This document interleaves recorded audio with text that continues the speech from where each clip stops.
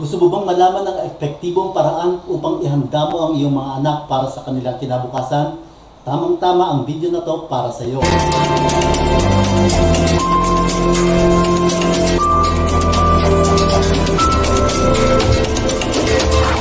The Gear Shifter.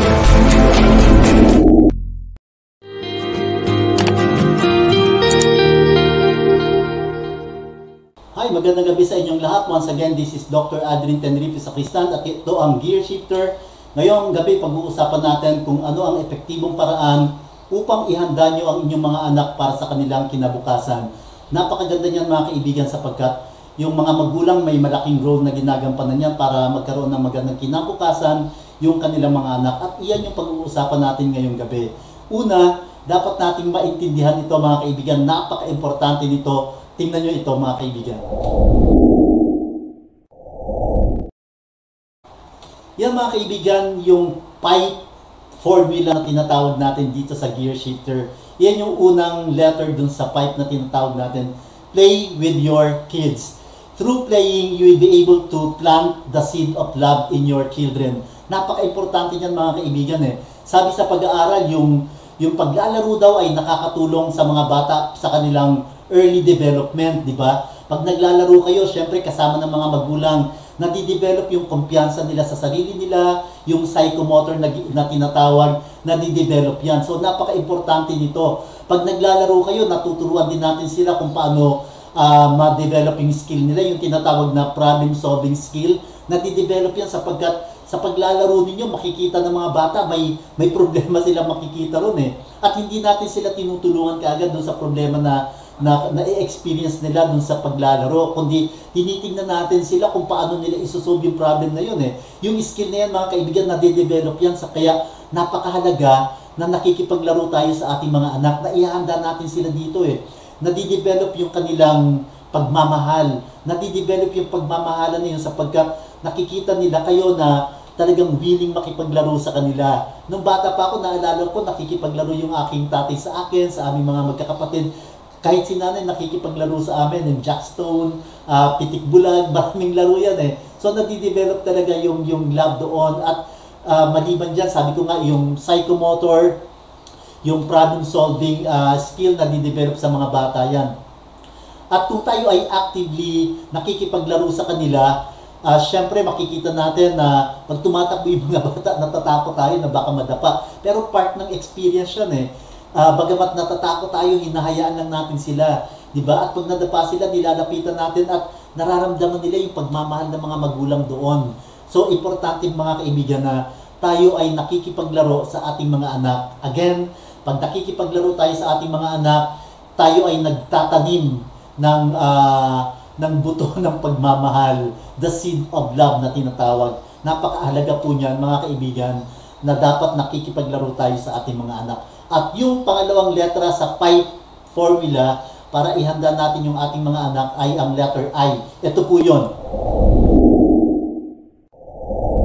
You have to involve your kids, your children in doing the house chores. Bakit ba natin kailangang isama sila at i-involve natin sila sa mga gawain yan sa bahay? Sapagkat kung sila ay gumagawa ng mga gawaing bahay, you will be able to teach them the responsibility. They will be responsible enough and they will be a man for others. They will be helping other people. So napaka-importante niyan. And they will be responsible. They will be able to make a living. Iyan yung tinuturo natin sa kanila kapag nagtatrabaho sila sa bahay. Yung paghuhugas ng pinggan, yung paglalaba, yung paglilinis. So kasama yan eh. Kasama sa responsibility na itinuturo natin sa kanila kapag binibigyan natin sila ng trabaho sa bahay. Siyempre, hindi naman siguro araw-araw, lalo na kung pumapasok sila. Siguro yung once a week na gawaing bahay na ibibigay sa kanila o kahit twice a week, okay na yan eh.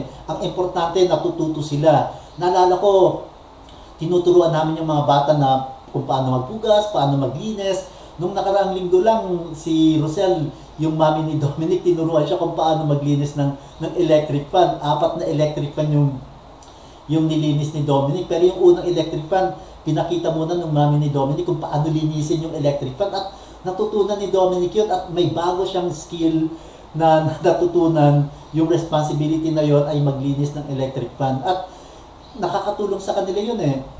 Napapahalagahan nila ngayon yung mga gawain yan, yung responsibility, matututunan nila yan.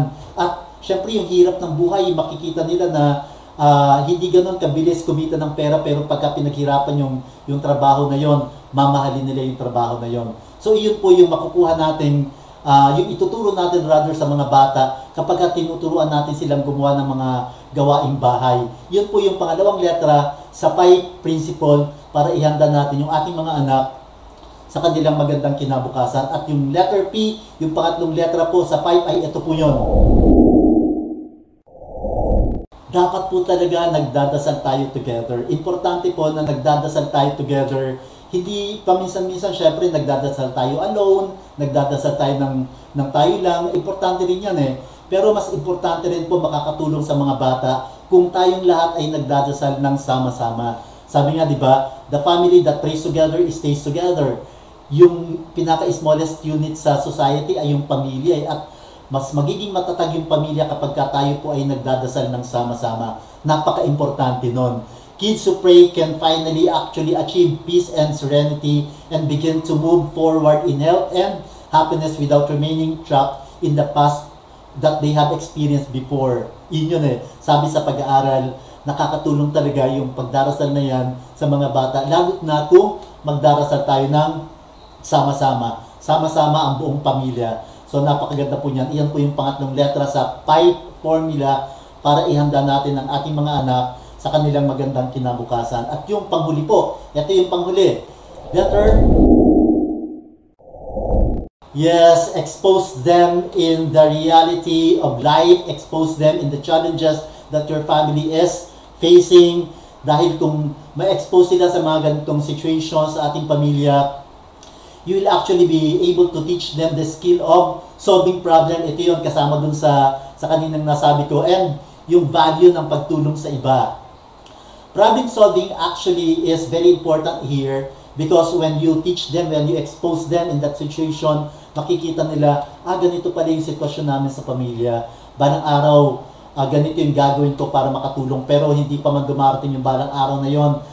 Nung araw na tinuruan mo sila at pinakita mo yung sitwasyon na yan, nag-iisip na sila kung paano sila makakatulong sa iba, lalo na sa pamilya. At sabi nga, if you want to be a good individual in the future, if you want to be a successful individual in the future, you have to be a good individual first today. For example, if you want to be a good manager someday, you have to be a good student today. Mag-aral ka ng mabuti ngayon, magsikap ka sa pag-aaral mo para maging matagumpay ka. Yan po yung sinasabi ng ma-expose sila sa mga sitwasyon na nararanasan ng pamilya. Huwag nating itago sa kanila yan, dapat maging open tayo sa kanila. Pero wag naman sana na parang hindi na nila makayanan yung sitwasyon na yun. Siyempre, pinapakita lang natin sa kanila yung sitwasyon para naman mag-isip sila ng mga pamamaraan kung paano nila susolusyonan yung mga problema na yan pagdating ng araw na kaya na nila. Pero ngayon, yung role lang nila ay magsikap at mag-aral ng mabuti.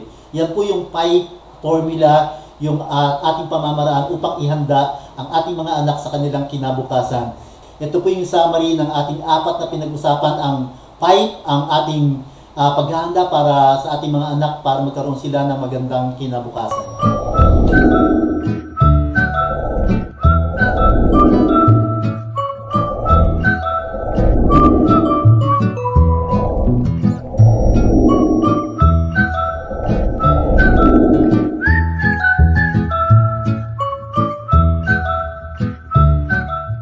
Yes, that is the principle of how to prepare our kids for the future, yung PIPE principle. Nawa mga kaibigan, natuto kayo sa PIPE principle na yan, at kung may natutunan kayo sa PIPE principle na yan, pakishare naman ito sa ating mga kaibigan out there, sa mga magulang na nandyan, na inihanda yung kanilang mga anak.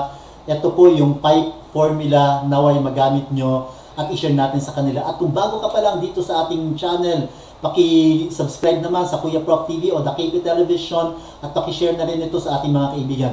Paki-hit na rin yung bell button na yan sa baba para lagi kang manonotify kapag may mga bago tayong streams o upload dito sa Kuya Prof TV. Muli, this is Dr. Adrian Tenerife Sacristan na laging nag-iwan sa inyo ng mga katagang Change your life now by changing your mindset. Kilos-kilos, ayos! Kuya Prof, si Kuya Prof, si Kuya Prof, si Kuya Prof.